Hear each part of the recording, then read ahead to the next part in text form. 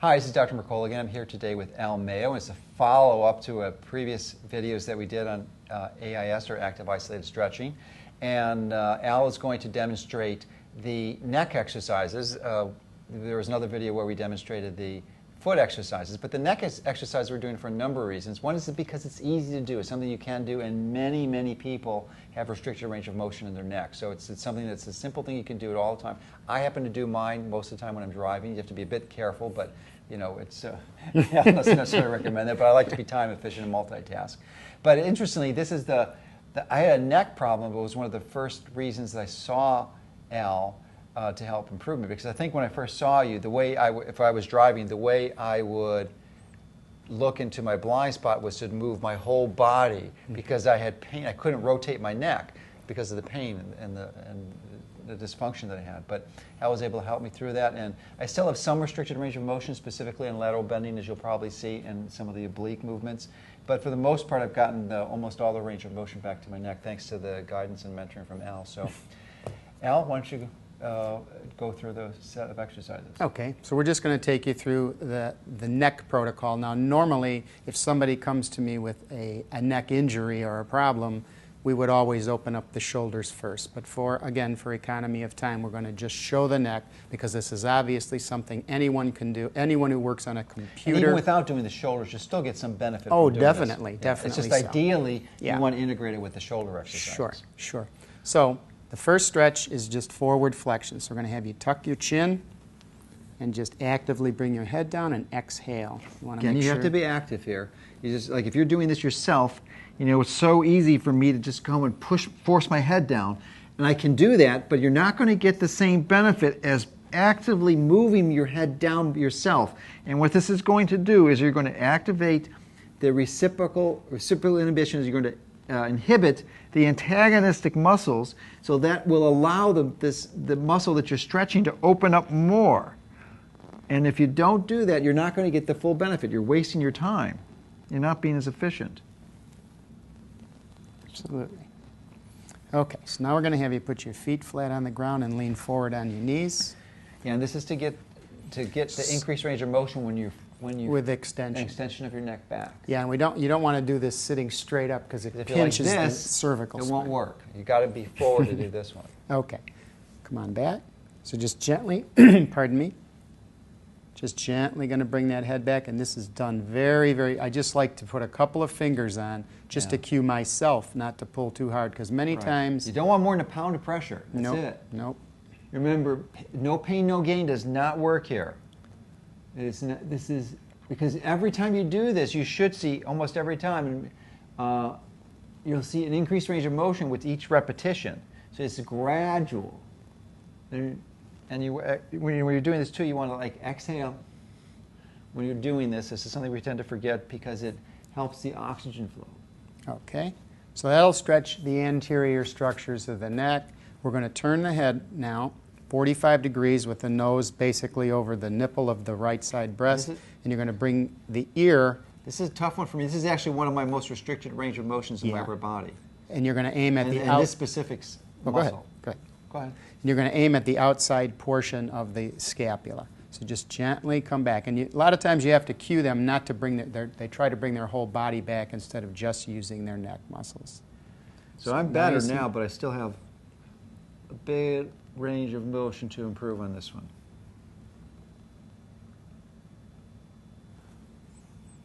And where should I be with respect to where I'm at now? Where should I be?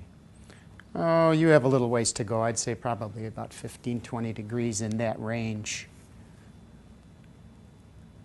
This but one's a little your looser. Extension was, your straight extension was pretty good. Yeah.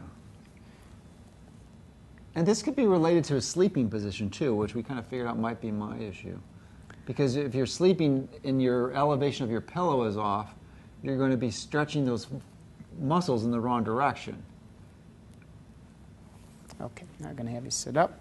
I'm going to have you hold on to Now, we're doing, for demonstration purposes, we're speeding this up, but you should do 10 repetitions in each set. And if it's really tight, sometimes we'll do 20 or 30 on this oblique ones. Yeah, it's just a matter of how much you can, if a person is sore or not. Yeah. But otherwise, yeah, definitely. So we're going to hold on down there. You want to keep the shoulder down, nice straight posture. eyes looking forward. And I always tell people, however I turn their head, have them look straight out as far as they can in the room and keep their eyes locked so they stay on the same axis. Okay, so now we're going to bring the ear to the anterior portion of the shoulder. So you're going to just brace gently over here and gently. And as all you AIS therapists out there can see, the doc needs a little work here. Yeah, and interesting, this is the one I've been doing the most work on. It seems to be... And it is improving. Yeah, I used to be worse, if you can believe it. I could hardly... Show them how it was initially when I first got Well, here. I mean, probably, let's see, you were probably like there, stuck there. there. That's where I was pretty good. stuck, and now I can go down to here. And actually, that's the good side. Yeah, that's the good side. But it opens up, and you can see, if you're watching this carefully, you can see it gets more range of motion each time. And frequently, you'll be able to hear a little creaking in your neck, too, which is good, because you want to have that, and with multiple repetitions, it tends to disappear. Hold on a minute. Oh, sorry.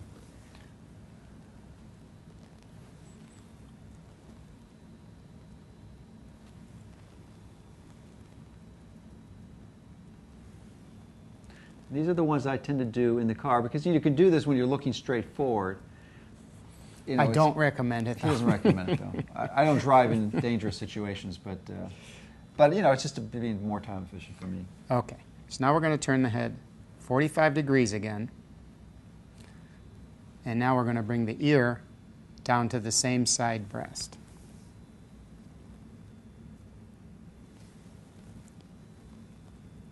And this will hit the upper trap muscles. It starts to hit the levator a little bit, but not very specifically. Just the basic myofascia in the... Yeah, it's really important to move, get those lymphatics flowing. Absolutely. Trap injuries can be very painful. Oh, yeah. So this is a very powerful preventive modality that will help keep you away from those injuries. Yeah, there's 4 layers of fascia in the neck, and a lot of times from whether you're sedentary or whether it's from your head being set in a position on a computer all day long, those get pretty locked up tight. So what it does is tend to reduce circulation a little bit. Yeah, and this doesn't feel as good as the feet after you're done, but it feels still pretty darn good. I mean, it's so wonderful to have your neck range of motion restored. All right, so now we're going to come back. Nose is over, same side breast. And we're going to tuck the chin. This is the only other stretch beside the first one where you tuck the chin. And we're going to come down. So now we're more specifically on the levator scapula.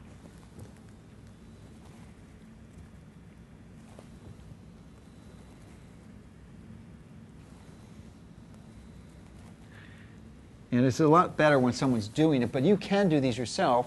You know, I'm not able to depress my shoulder, but I can certainly do this and actively engage my muscle and push it down. What you have to do is hold on with that hand and use this one. What do you mean? Hold on there. Oh. And then take it down. So yeah, you can do it. So I can, oh, so this actually... Yeah.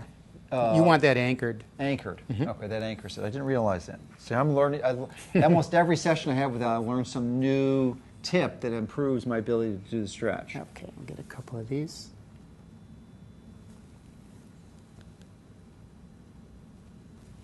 There's a lot of subtleties to it, but you know, just do it and you'll start to see the benefit. Yeah, I mean, in the end, it's stretching. It's certainly not going to hurt you. Just remember not to as pull long as hard. you follow the principles, you know. So last thing we're going to do is just rotation. So just gently take the back of the head and the side there, and just help him a little at the end. He's doing all the work. Yes. And I'm let helping me him give at you a the end. caution here that Al told me too, because if you're doing this a lot, let me just show them, Al. You don't want to hold your chin, because you could easily do this. You Yeah. push your chin. I can leverage this like this, but you don't want to put any forces on the jaw because it's going to potentially contribute to TMJ problems. Absolutely. And again, you're active. You're moving. I'm twisting my neck actively. I'm not just letting him move it. I'm moving in the same direction. That's going to allow the full range of motion by reciprocal inhibiting the antagonistic muscles.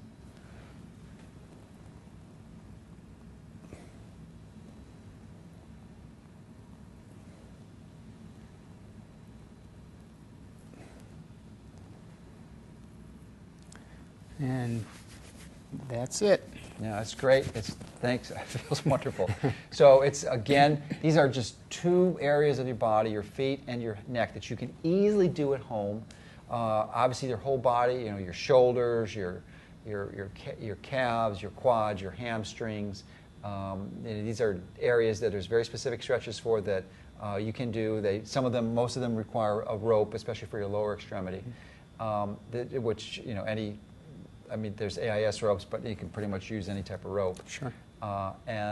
These are, if you engage in this or some type of regular flexibility training, you're going to benefit it, because if you have tight muscles and you're engaged in a regular exercise program, as I strongly recommend that you do, for the most part, it's not a matter of if you're going to get injured, it's a matter of when, because invariably with these tight muscles, you're going to have an imbalance, and when you're doing this your exercise program, it's going to lead to an injury. So why not prevent it? It's so much easier to prevent the disease. And then when you have full flexibility, full range of motion, you're able to fully engage in life and not have these restrictions, and really fully appreciate the body that you were designed to have as it was when you were a child, moving freely without any pains or restrictions. So there are many resources for you. If you want to find a local therapist, stretchingusa.com, all one word, can help you find a local therapist. If you have a real specific advanced problem, you can call them up and they can recommend a therapist for you that would be ideal for your circumstances. If you're local to the Chicago area, Al has an office in our clinic that he takes care of patients